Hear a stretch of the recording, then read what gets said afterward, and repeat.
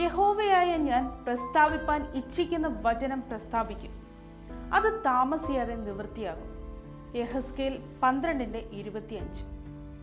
ജീവിതത്തിൽ ദൈവത്തിന്റെ പ്രവൃത്തികൾ താമസിക്കാറുണ്ട് എന്ന് നാം പരാതി പറയാറില്ലേ?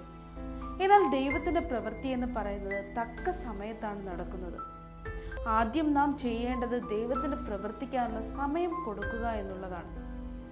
ദൈവത്തിന് നാം സമയം കൊടുക്കുമ്പോൾ നാം ദൈവത്തിൽ വിശ്വസിക്കുക മാത്രമല്ല, അവനിൽ ശരണപ്പെടുകയും കൂടി ചെയ്യുന്നു.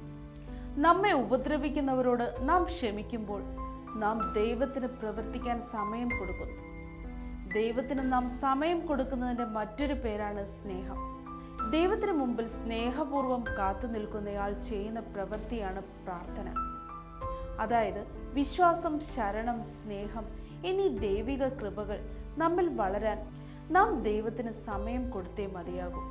കാനായിലെ വീട്ടിലെ യേശു തൻ്റെ ആദ്യത്തെ അത്ഭുതകരമായ ഇടപെടൽ നടത്തി.